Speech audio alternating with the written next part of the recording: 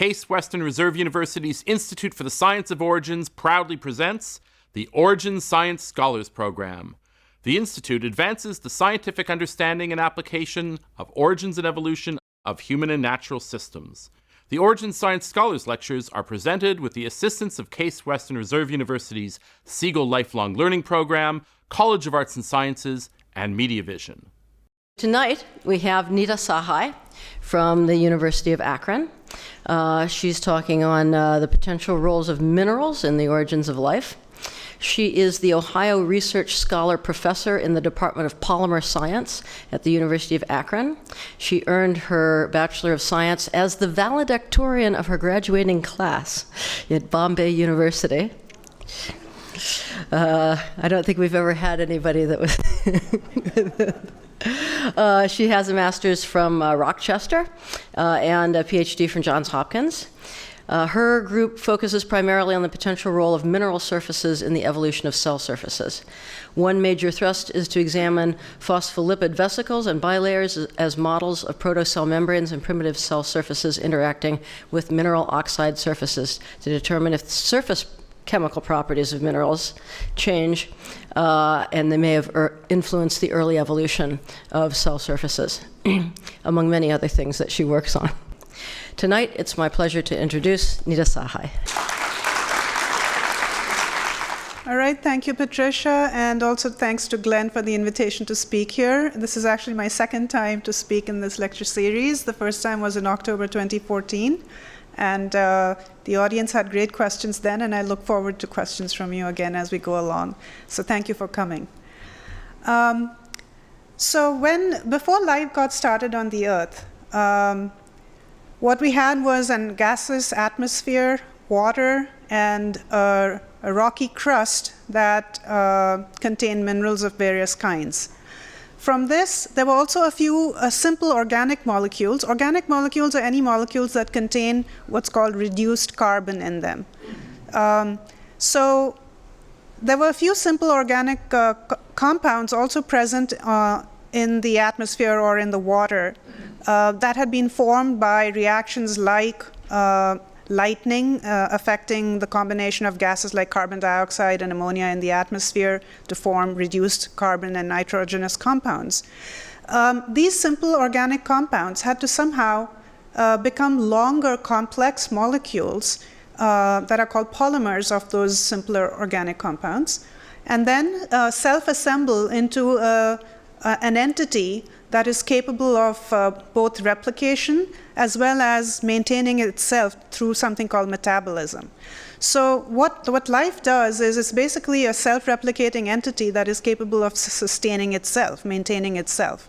So in that definition, there are various organic molecules which life itself synthesizes, such as RNA and DNA, which are the molecules involved in replication. The proteins that are particularly there are different kinds of proteins. There's a large class of proteins called enzymes that are responsible for catalyzing or making reactions go faster so that life can then exist. And there are the molecules that make up the boundary or the membrane of the cell, which defines a unit cell, an entity as an individual. It's cell membrane. So life makes these molecules itself, but before life, somehow you had to go from those simple starting organic compounds to these at least precursors of these complex organic molecules. So in the absence, now life uses enzymes to make all these different molecules. Before enzymes, before life, how did these molecules evolve? So the hypothesis has been in the literature for a long time that minerals potentially played the role of enzymes before life evolved and before actual enzymes evolved.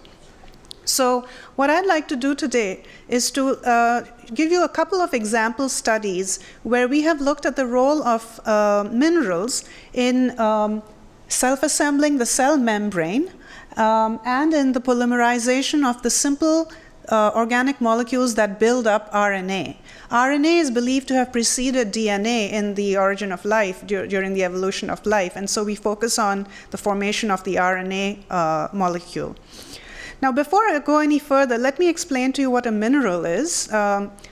A mineral is defined as an inorganic chemical compound, so it doesn't have any reduced carbon in it, that has a three-dimensional repeating crystal structure. So the atoms occur in specific positions, in very precise positions that repeat. The distances and angles between the atoms are precisely defined, and they appear repeating in all three dimensions. And they need to have a fixed chemical composition. So basically, they're inorganic chemical compounds with crystalline structure. So once I've defined that, that's an example of a clay mineral I have up there with the black background. The blue and the yellow indicate light blue and yellow indicate aluminum and magnesium. The dark blue indicates silicon. And there are these layers, sheets in this particular mineral, sheets of the cations like magnesium, aluminum, and silicon. Two layers or sheets can be seen, and sandwiched in between them are the purple ions, which are sodium, Na. So this is just an example of a mineral. It's a clay mineral, and we'll be looking at this mineral through the talk, so I just put the structure up there for you to begin with. The lecture is divided into three parts. First, in the introductory part, we'll look at what is the question we are trying to address here. What we're trying to do in the lab here is to try and understand what the field in general is trying to do, is to develop a protocell, what's called as a protocell, that basically has a membrane and has the ability to replicate and carry on some metabolism to maintain itself. That's a long way away from being achieved, but that's the ultimate pie-in-the-sky goal. The second part of the talk, I will look at how minerals might have played a role in the self-assembly of membranes, and in the third part, how minerals might have played a role in the formation of RNA molecules. So that's the breakup of the talk. Let's start with part one. Before I dive into the biology and the chemistry, let's take a look at the geology, because I'm trained as a geochemist, so I have to start with some earth science.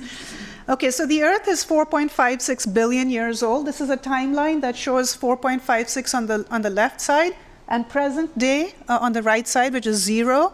And GA stands for giga annum, or billion years. So right after the Earth formed 4.56 billion years ago, very soon after that, the core formed and the moon formed within a few 100 million years.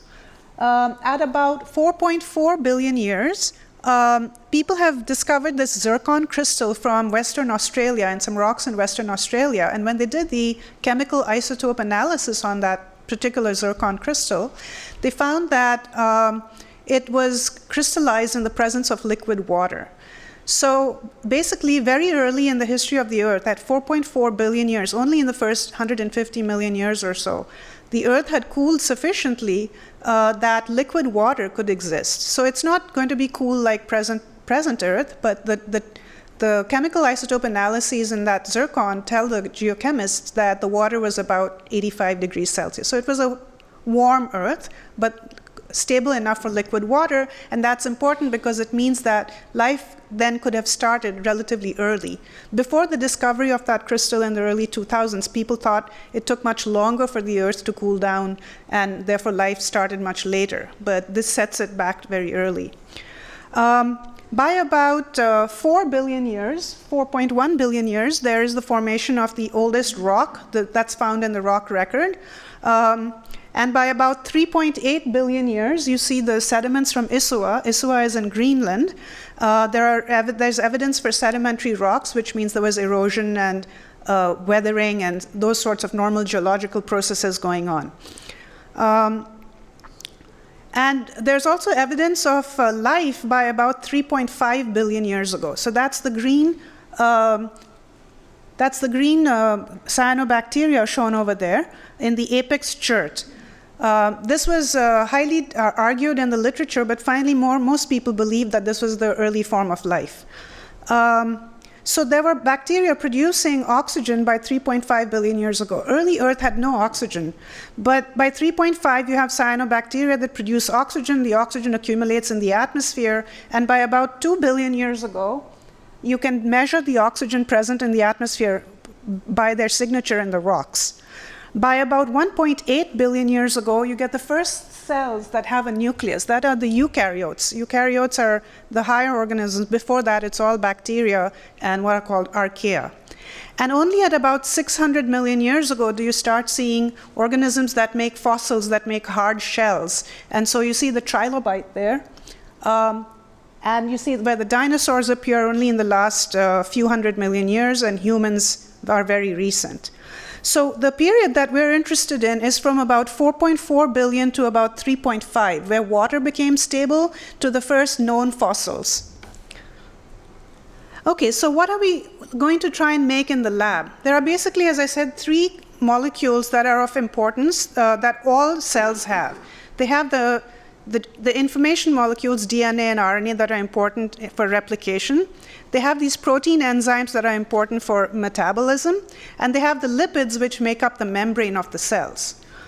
The protocell is basically this boundary of lipids that contains these information molecules, the RNA molecules, that are enzymatically converted into a longer chain of RNA.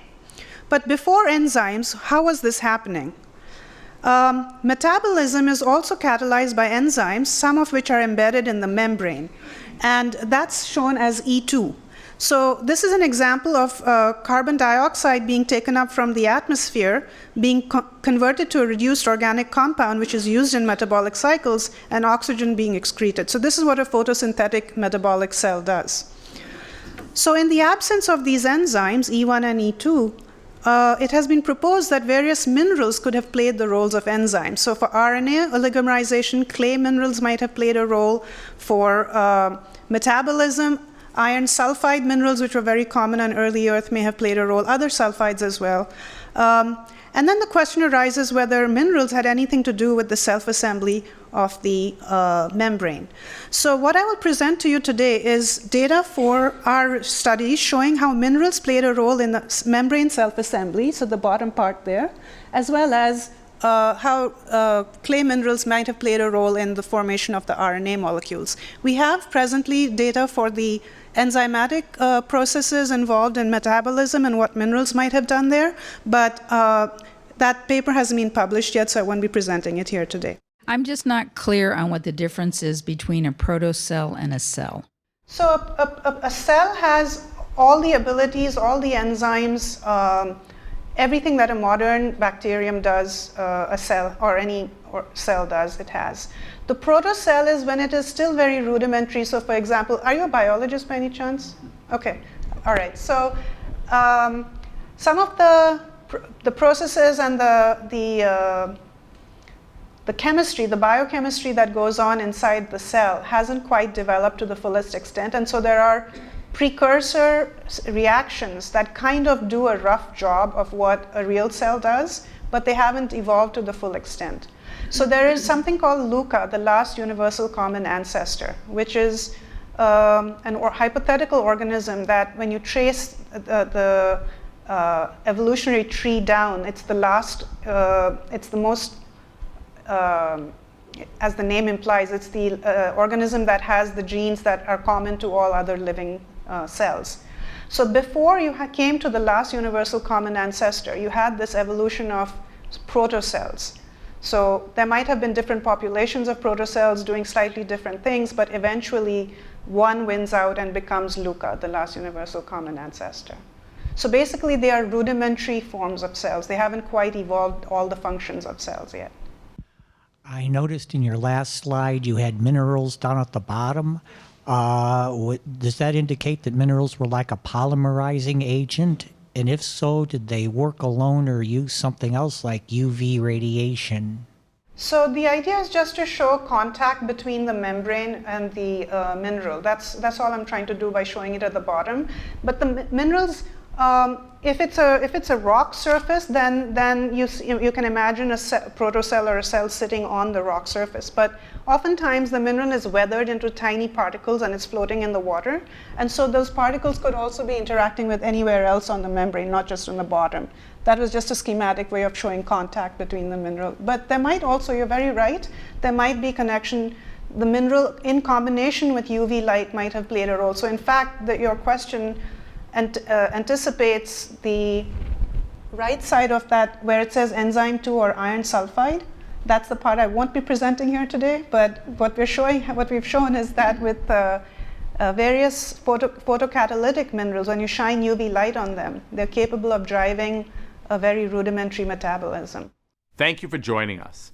You've been watching Professor Nita Sahai discussing how protocells, the evolutionary predecessors to cells, may have been synthesized and the roles that minerals may have played. In the next part of the talk, Professor Sahai will discuss the roles of minerals in the membranes of protocells. Now, back to the talk. All right, so how did minerals interact with protocell membranes? Were they helpful or harmful? What properties of the minerals might be important in either being a helpful or a harmful agent? But why do we think that minerals might have interacted with protocell membranes to begin with? So when you look at modern bacteria, they much prefer to live an attached lifestyle compared to one free floating in water. So that's why when you touch, if you don't wash your bathroom or kitchen sink properly, you get the slimy layer on your teeth in the morning. That's all bacterial biofilm, all right? So since bacteria prefer to live, and the reason they do that is for multiple reasons. Some of them extract nutrition from the rock, some of them respire the electrons that the minerals in the rock have. Sometimes it offers protection from heavy wave action in the water. So there are multiple reasons why bacteria prefer to live an attached life on mineral and rock surfaces. So because there was minerals everywhere in the environment, that's very, in both forms, as a solid rock surface as well as tiny particles suspended in the water. Like imagine a flooded river, how much sediment is in that? It's brown in color because of all the sediment being carried. So it's natural to think that minerals might have come in contact with these early protocell membranes. So if that happened, did minerals and rocks affect protocell membrane stability and self-assembly? So just to distinguish between minerals and rocks, I already defined what a mineral is for you. A rock is basically just an agglomeration of different minerals. All right, so it's nothing very fancy, just a different term in geology. So what are membranes made up of? Membranes are so-called self-assembled structures. They're complex structures that are made up of simpler organic molecules. They're called lipid molecules. The lipid shown over here has a so-called hydrophobic tail. That's the gray part of the molecule, which is carbon and hydrogen. It doesn't like to interact with water. And then it has the two red dots, or the blue dot, in the case of the yellow and blue molecule. Those are the hydrophilic parts that like to interact with water. When you put these molecules into water at a certain concentration, the hydrophobic tail, as it's called, the gray or the yellow part, self-assembles with other hydrophobic tails and forms what's called a bilayer structure. So the tails don't like water, they interact with each other rather than with water. The heads interact with water, and so you get a two-layer structure as shown on the right side in red and blue. The inside encloses a volume of water, which would be the equivalent of the inside of a cell. And the outside is also in contact with water. So the bottom of the image in green shows what these structures look like once they have been assembled in water. And there's a scale bar showing 10 micron size over there. So they look like little sacks of, they're basically sacks of lipid molecules enclosing an aqueous compartment within them. So this is what the cell membrane looks like, and to save time, I'm going to skip this movie, although it is a rather fun movie. Never mind, I'll play it. Under the proper conditions of concentration and pH, fatty acid micelles may join together to form a vesicle. Individual micelles first join to create a large, sheet-like bilayer. Random fluctuations of the fatty acid bilayer lead to the formation of a cup-like shape.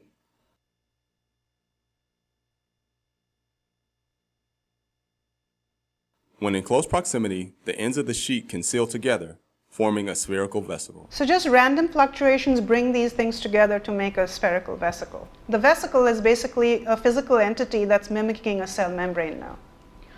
So where did these lipid molecules come from before life existed to make them? Well, lipids have actually been found in these category of meteorites called carbonaceous chondrites. All kinds of organic molecules, amino acids, a lot of other things have been found in these meteorites.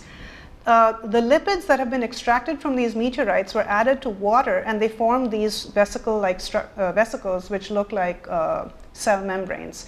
So it's possible that, and there was heavy bombardment of meteorites at the early history of the Earth. So it's possible that the organics were delivered by meteorite bombardment. There have also been syntheses of lipid molecules by various experiments in the lab that don't involve meteorites. So there were prebiotic sources for these organic molecules. So we know now that we can make these vesicles. What were the rocks that were present on the early Earth? The Hadean era, which is at about 4.4 billion years ago, there was oceanic crust, shown here by the dark brown rock. And the rock that it was made up of was called komatiite, which is the black rock there. And eventually continental crust evolved about 4.1 to 3.8 billion years ago, shown here by the hydrothermal pool there. It's a picture of Iceland. And the continental rock that would have made it up is a light colored rock. So you can see the chemical composition of these rocks is quite different. One is dark minerals, one is light minerals. When these are weathered under the atmosphere because of rainwater and weathering of these rocks, they produce these other minerals such as amorphous silica, alumina, montmorillonite clay. This is the clay mineral whose structure I showed you on the first slide. Iron carbonate, iron sulfide. So these are a bunch of different kinds of minerals of different composition. We have oxides like silica and alumina. We have carbonate like siderite. We have a sulfide like pyrite. And we have an aluminosilicate like the clay mineral. When these minerals are, this is the version you see under the, in your hand. But when you look at them under the transmission electron microscope, to look at their sizes and shapes, you're trying to understand what features of these minerals might affect the formation of a membrane. So we have to characterize them carefully. So you can see in the case of amorphous silica on the upper left, that's a 50 nanometer scale bar. The particles are much smaller than that. Similarly, the gamma alumina on the bottom right, that's a 50 nanometer scale bar. The montmorillonite clay on the upper right, that's also a 50 nanometer scale bar or 20 nanometer scale bar. So these are nanometer sized minerals. On the other hand, the other rocks and minerals that you see there, tonalite and komatiite, remember, which are the continental and oceanic crust, the pyrite, siderite, zincite, these are much bigger. They are micron size. So you can see the 1 micron or the 4 micron scale bar on the bottom of these images. So this is what they look like. You can also see that they have very different shapes. And an important feature about them is we'll have different chemical composition, different particle sizes, and minerals can develop a charge on their surface when they're immersed in water. Some develop a negative charge, some develop a positive charge. So these minerals are specifically chosen so that they span a range of charges as well. All right, now when you put them in contact with vesicles, other minerals are going to poke the membrane and rupture them. So here are cryo-transmission electron microscopy images. And you can see the dark curved slivers that are on the upper left image. Those are the plates of montmorillonite, the mineral clay, viewed edgewise. And you can see they're in contact with the vesicles, the protocells, in other words, without rupturing them. And the same is true of the other minerals like titania, zincite, and goethite. The dark areas in each image correspond to the minerals, and then the light outline, the spherical outline, are the protocell vesicles. So in each case, you can see that they're in intimate contact with the vesicles. A particularly nice image is up there on the right side with anatase. But the mineral is not rupturing the cell membrane. So the membranes essentially remain intact in contact with the mineral surface. And we've done this for a range of different minerals, and for each of them, we see that they do not rupture the vesicles. We also did a quantitative assay to try and understand whether there is any partial rupture. So if you have an intact mineral intact vesicle in contact with a mineral, is it partially ruptured so that the interior content, the inside of the protocell spills its guts out? I haven't shown you the details of that quantitative assay, but suffice it to say that this rupture does not happen. So we tried this in the presence of all the different 12 minerals that we studied, and with a wide range of composition, crystal structure, surface charge, none of them disrupted the membranes. This is great news because it means that no matter what geochemical environment you're in, whether you're in the continental crust, oceanic crust, the weathering products of these rocks, the membranes are not going to get ruptured. So life could have had a relatively easy time, at least the membranes, getting self-organized in a number of different environments.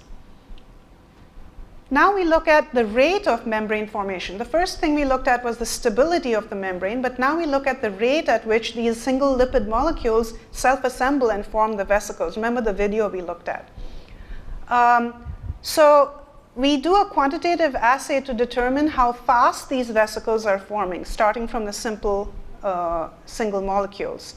And the rate of that vesicle formation is plotted on the y-axis. And what we find is that there is a trend with the particular characteristic of the mineral called its isoelectric point, the IEP, which is a fancy way of saying surface charge. So three things to point out. First of all, there's a positive trend. So as you increase the surface charge, the minerals on the left side of the x-axis have a negative surface charge, and the minerals on the right side have a positive surface charge. So as you increase the positive surface charge, the rate of membrane formation goes up. All right? So minerals with a positive surface charge promote membrane formation faster than minerals with a negative surface charge. But even the ones with the negative surface charge are still promoting the rate, as you can see, because it's more than 0, even on the left side of the slide. So all the minerals we studied promoted the rate of membrane formation, all 12 of them. Secondly, there is a separation based on the size of the particles. So the micron-sized minerals fall on one trend, and the nanometer-sized particles fall on a second trend. So not only does the surface charge control the rate of membrane formation, the size of the particles also affects how fast these membranes may form. This is important because the surface charge of the mineral is related to its chemical composition and its three-dimensional crystal structure. So as a mineralogist, if you tell me, I have this particular mineral, based on its chemical composition and crystal structure, I can predict for you its surface charge. And based on these correlations, we can then predict the rate at which that mineral would promote vesicle formation. So the fact that minerals promote vesicle formation had been discovered 10 years ago by Jack Szostak's group at Harvard. But we are the first group to show that there is a dependence on the specific characteristics of the mineral, that is its surface charge, ultimately related to its chemical composition and crystal structure, as well as its size. So here is a schematic just summarizing what we saw in the previous graph. You're starting with micelles, which are the spherical objects there, plus the single lipid molecules, and you're converting them into bilayer vesicles. The rate is slow when there's no mineral. It's about 10 times as fast as the no mineral system in the presence of komatiite, about 100 times as fast as the system with no minerals in the presence of tonalite, about 1,000 times as fast in the presence of pyrite, and 10,000 times as fast in the presence of zincite. And this trend correlates with their surface charge. So komatiite, tonalite have negative surface charge, pyrite and zincite have increasingly positive surface charge. So to summarize this bit of the presentation, we asked the question whether minerals can stabilize or destabilize membranes. What we find is that they do not disrupt membranes. In fact, they promote the formation rate of these membranes, but not all minerals and rocks are equally effective. The rate, their ability to promote the formation depends on their surface charge and particle size, where the surface charge itself depends on the chemical composition and crystal structure of the minerals. I know I should know it, and I used to know it, but what is cyanobacteria? Oh, it's a bacterium that is capable of photosynthesis. And cyano refers to its color, which is blue-green. To me, the hard part is where did the decanoic acid or other lipid come from? That's where it's come from, the meteorites. So they've extracted these molecules from the meteorites. This one, They've extracted lipids from the meteorites, and that's lipid extracted from the meteorite that was used in the study by David Deemer to make these vesicles. And they've also synthesized them by various inorganic experiments in laboratory. Are there any minerals that are really just totally not compatible with, actually destroy membranes or disrupt micelles or? Yeah, so anatase or titanium that I've shown over here, if you shine UV light on it, it generates electrons and holes. It's a photocatalytic mineral. Same thing, in fact, with iron sulfide. The electron and the hole combine with water and produce reactive oxygen species. These reactive oxygen species can disrupt the membrane. So there's a period of time depending on the efficiency of this reactive oxygen species generation, like superoxide or hydrogen peroxide or OH-free radical. Depending on the efficiency with which they're produced, the membrane stays intact for about 2 to 3 hours, and then it will rupture.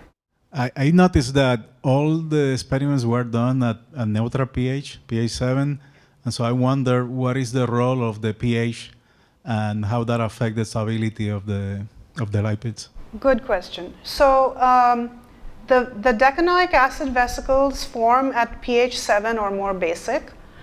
We have data also for a different lipid called decanol. So it's a mix. I don't have them here because I don't have time to show you, but basically we have a very similar graph to this one for a mixture of decanoic acid and decanol, and those are stable at pH of 8 and above. So most of these fatty acids are not stable at pHs below about 7, typically the decanoic acid decanol vesicles. There are other lipids called decylamines, or I should not say decyl. They're alkylamines, so depending on the length of the chain, it could be deca or it could be octa or nona or whatever. So these alkylamines are stable at lower pHs, but we haven't worked with those. And we haven't worked with those because those haven't been found in meteorites. So if one of the common accepted tests for a molecule being prebiotically plausible or not is whether they're found in meteorites. And the amines have not been found in meteorites. So we haven't worked at lower pHs. But you're right, the early Earth would have probably had a very high amount of carbon dioxide in the atmosphere, which would have made the water somewhat acidic, about pH 5.5 to 6 maybe, it's estimated. So everybody in this field doesn't work in that pH range because the prebiotic molecules that make membranes are not stable at that pH range. We hope you've been enjoying the Origin Science Scholars Program with Professor Nita Sahai. Professor Sahai is Ohio Research Scholar Professor in Biomaterials in the Departments of Polymer Science and Geology at the University of Akron. In the second part of our talk, we learned how certain minerals promote the formation of cell-like lipid membranes. In our final segment, Professor Sahai will talk about how minerals can catalyze the formation of RNA polymers and the role this may have played in the origin of life. Now, back to our talk. All right, so now we move on to the part where we look at the role that minerals might have played in RNA polymerization. So let me first begin with the central paradigm of molecular biology. So this central paradigm of molecular biology is that DNA is a self-replicating molecule, but in order to replicate itself, it needs the help of specific proteins, specific enzymes. In this case, I've given the example of DNA polymerase.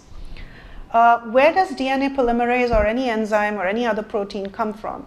Well, it comes from RNA, but RNA itself comes from DNA. So, so there's a big time chicken and egg problem here, yes. So before you had enzymes, how did you get DNA or RNA, or before you had DNA and RNA, how did you get enzymes?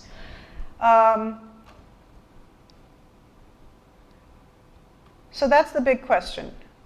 And people have proposed for a long time that minerals might have played a role in polymerizing the simple starting compound of RNA, it's RNA monomer, And it was experimentally shown by the group of Jim Ferris and his co-worker Prakash Joshi, mentioned down here, at Rensselaer Polytechnique in the 90s and subsequently several papers. They've shown that a specific clay mineral called montmorillonite, which we looked at in the previous transmission electron microscope slides, can polymerize RNA nucleotide monomers. So what do I mean by RNA nucleotide monomers? RNA is a long, complex molecule that is made up of simpler units. Those simpler units are called monomers, and specifically they're called nucleotides. So when you bring two nucleotides together, a water molecule is eliminated between them, and that's called a dehydration reaction, and that leads to the formation of a dimer. And so you keep adding on a monomer to the growing chain, and you eventually form a short chain that's called an oligomer. And as the oligomer gets longer and longer, that forms a polymer. So that's an RNA molecule, the long polymer. So what they showed was that you can start with RNA monomers, react it with a clay mineral, and it will form RNA oligomers. But they didn't figure out the mechanism. And ever since that paper was published in the 90s, people have been on a tear to try and find other minerals that would do a similar role, because it would be nice to have many minerals that can play this role of polymerization.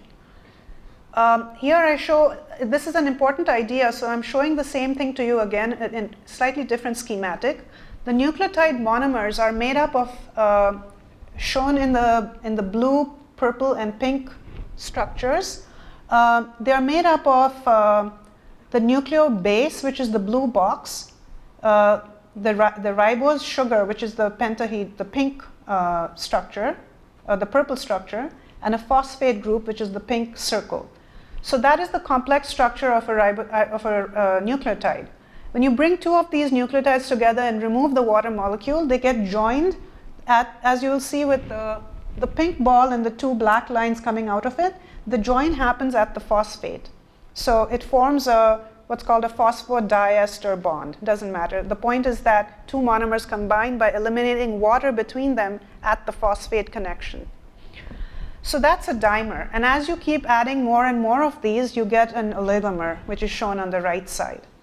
So the issue is, how does montmorillonite do this, and what are the characteristics of montmorillonite or any mineral that would make it catalytic? Can we find more minerals that are catalytic?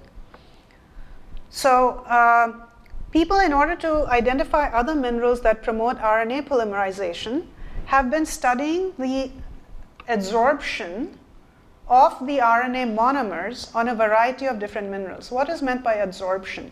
Adsorption is simply if you have a mineral surface and a molecule gets stuck on it and is concentrated on its surface, that's called adsorption. So people have been studying RNA monomer adsorption on a variety of different mineral surfaces with the anticipation that the more you adsorb on the surface, the higher the chances of two monomers coming together and polymerizing to form an oligomer. And so we wanted to ask this question, is that a reasonable approach? Does the adsorption capacity, how much stuff you can put on the surface of the mineral, does that actually correlate with its ability to polymerize the RNA? It's two different reactions. One is adsorption, and one is the combining of two monomers, elimination of a water molecule to form the oligomer. So we went in to investigate this. And here is a graph that basically shows you the amount of material adsorbed in the surface of two minerals, zincite, zinc oxide, as well as montmorillonite clay on the bottom. And the monomer structure is shown there to remind you what it looks like. It has a -1 charge on it because the phosphate is negatively charged, the pink sphere there. So the amount that's adsorbed in the surface increases, as you can see on the y-axis, as the amount of monomer that you keep adding into solution increases. So the more you add in solution on the x-axis, the more the stuff adsorbs on the surface. Makes sense.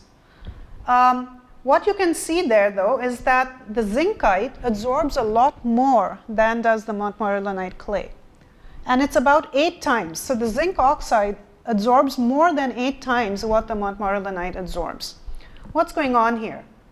The structure of zinc oxide is shown in gray and red balls. The gray balls represent the zinc, and the red balls represent the oxygen. And again, you can see it's a nice three-dimensional crystalline lattice. As I mentioned to you before, minerals develop a surface charge on them, and zincite, at the pH of this experiment, has a positive surface charge on it. And as I just mentioned to you, the RNA nucleotide, because of the phosphate, has a negative charge on it, the pink ball. So the positive and the negative like each other, and so a lot of RNA monomer absorbs onto the zincite surface. In the case of montmorillonite, the montmorillonite, as I had introduced to you in the beginning of the lecture, is layers of magnesium, aluminum, and silicon sandwiching sodium in between. There's a little space, and there's a sodium and water layer between the sandwiches of the aluminum, silica, and magnesia. The montmorillonite has a negative charge on it. So when the phosphate from the nucleotide comes to the montmorillonite surface, it's not happy. It sees another negative charge, and it wants to repel. So that's why the absorption is so low. Yet there is some absorption, presumably because interactions between molecules are not just dictated by electrostatic forces, but there are additional forces such as hydrogen bonding and van der Waals forces. So these are weaker interactions, and these weak interactions allow some amount of the monomer to absorb on the montmorillonite clay.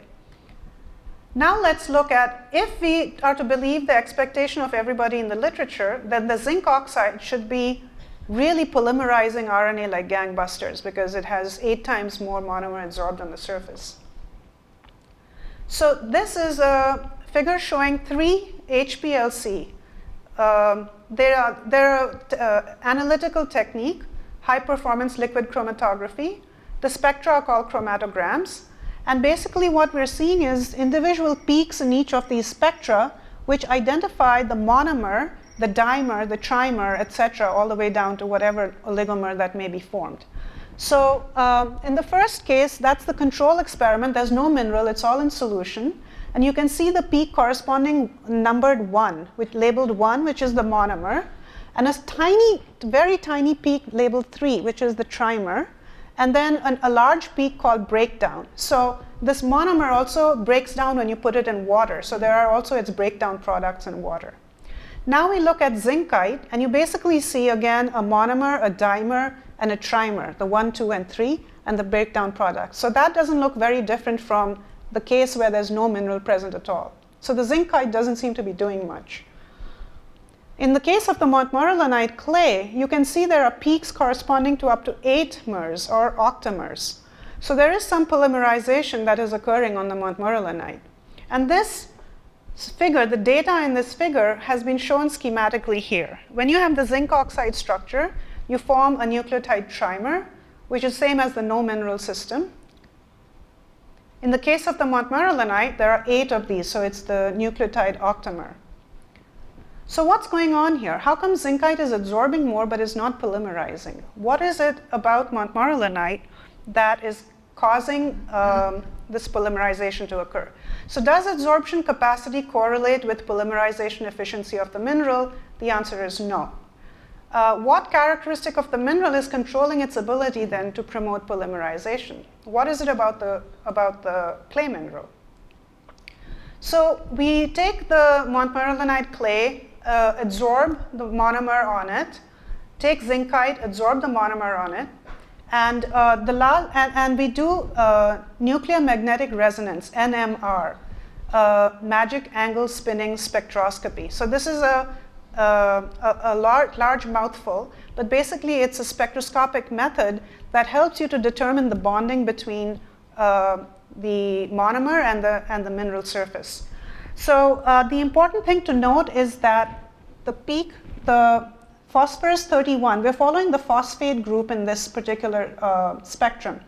The phosphorus 31 peak in the monomer, which is the 2-MeImp-A, that's the monomer. The phosphorus peak is at 0 ppm, parts per million. So note the position of it, it's at 0. When you look at the zincite peak, that central peak which corresponds to the phosphorus has shifted to the left of that 0. The 0 is marked by the red line. It's shifted considerably to the left. In the case of the montmorillonite, the peak has shifted very tiny bit. It's almost coincident with the red line. So what that's telling us is that the phosphate moiety, this pink group here, the pink circle here on the monomer, is interacting very strongly with the zincite surface, and that's why this characteristic phosphorus peak has shifted away from the 0 ppm, away from the reference peak of the monomer. In the case of the montmorillonite, the phosphate is not interacting very strongly with it, and so the peak has hardly shifted at all. So the fact that the peak on zincite has shifted significantly compared to the reference, the monomer down here, it indicates that there's a strong interaction between the phosphate and the zincite, and only a weak interaction with the montmorillonite. So what's happening in the montmorillonite? This is a molecular dynamics simulation paper by Matthew and Luthi Schulten from 2010 that we found after we did our experiment, which shows the two layers of the clay mineral. The purple network that you see, the lattice, those are the two silica, alumina, magnesium layers, and in between you have the sodium and the water layer. The sodium and the water have not been shown here for clarity. What they're showing you is the nucleotide monomers. And the nucleotide monomers are shown as the blue and red and yellow structures over there. So the red and yellow structure over here, that's the phosphate moiety. And you can see that the phosphate moiety is not interacting directly with the mineral surface. It's pointing into that layer of water. And instead, the nitrogen part of the monomer is interacting with the clay mineral. So this phosphate is really free to combine with another neighboring monomer and form the dimer or oligomer, because it's not directly bonded to the mineral surface. In comparison, the phosphate is directly bonded to the surface of the zincite mineral, which is what we obtained from these NMR spectra. So to summarize and show you a schematic here, on the surface of zincite, which is positively charged, this negatively charged monomer interacts very strongly through the phosphate group. The phosphate group here is shown in the yellow sphere. So these phosphates are now no longer available to eliminate water and combine with each other and make that long chain. In the case of the montmorillonite, you have the magnesium and aluminum and silica layers and the sandwich in between with the water and the sodium ions. In that case, the interaction with the monomer is occurring through the nitrogens shown as the pink hexagon and pentagon, whereas the phosphate, which is the yellow sphere, is free. And so two of these can come together, eliminate a water molecule, and form the dimer. So you need to have, what this tells us, that the geometry or conformation in which the monomer adsorbs on the surface is more important than the total amount of material you get on the surface. So how it adsorbs is more important than how much it adsorbs. And the second important thing is, it's not sufficient just to have adsorption with the phosphate available. If this mineral were such that it would be surrounded by water, trying to remove a water molecule in the presence of a sea of water is very hard. What the clay mineral does is, remember it has a structure of the silica, magnesium, alumina, silica, magnesium, alumina, and in between there's a 1 nanometer or approximately 1 nanometer space. It's a tiny space. When water is confined in such a tiny amount of space, its properties change, and it makes the elimination of the water much easier than if you were in a bulk water soup. So this dehydration reaction between the two phosphate entities, that is promoted in the presence of what's called a nano-confined environment. In that nano-confined environment, dehydration reaction becomes easier. So a mineral should provide at least two features in order for it to be catalytic. A, it should adsorb the mineral in the right geometry. It should adsorb the nucleotide in the right geometry, such that the phosphate is available for polymerization.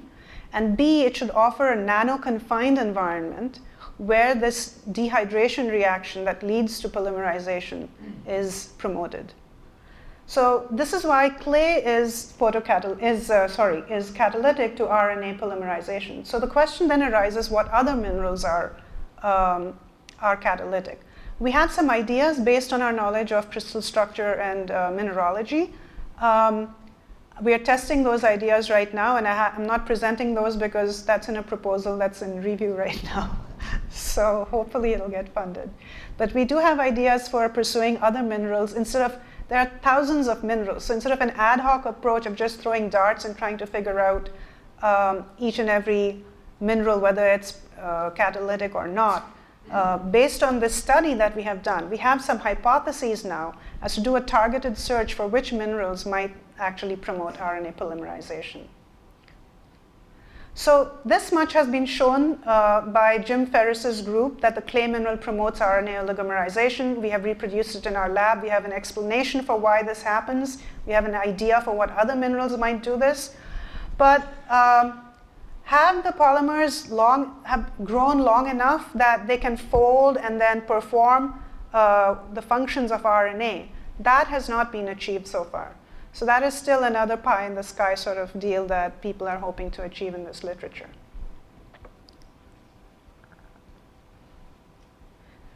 So to summarize the whole presentation then, minerals may have promoted the initial self-assembly of membranes. The promoting effect depends upon the surface charge of the mineral as well as its particle size, and surface charge itself depends upon the chemical composition and crystal structure of the mineral. And since we have found these linear trends of the rate of membrane formation with the surface charge, we can use those trends now as a predictive tool. If you tell me on Mars I have these various types of minerals, I can say, okay, I know the mineralogy of Mars, I know what the surface charge on those minerals might be, and therefore using my correlation, I can predict for you what the rate of membrane formation might be on those mineral surfaces.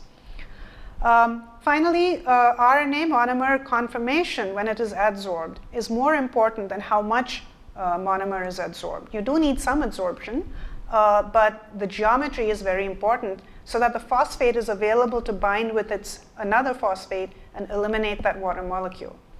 And second, the mineral should provide this nano environment. The spacing in the clay mineral between the sandwich layers is only 1 nanometer approximately. And that facilitates the dehydration reaction. So the search is on for more minerals like that. So to summarize, this is one of the slides I had in the introduction. Minerals may have played multiple roles in protocell synthesis. What I hope I've shown you today is that in the case of RNA polymerization, the clay mineral in yellow, and in this case of the membrane formation, the mineral shown in orange, have potentially played roles in membrane formation and RNA polymerization. And if I get invited after another 4 years, I'll show you the metabolism part. So I'd like to thank my research group. The work I presented here in particular were done by Dr. Poonam Dalai, a postdoc in my lab who got another job in January, and Dr. Hussein Kador, another postdoc who finished in my lab about 2 years ago. All right, so that's it. Thank you. The Origin Science Scholars Lectures are presented by Case Western Reserve University's Institute for the Science of Origins, with the assistance of the Siegel Lifelong Learning Program, the College of Arts and Sciences, and MediaVision. For more information on the Origin Science Scholars Program, including a full video archive, please visit the Institute's website at origins.case.edu.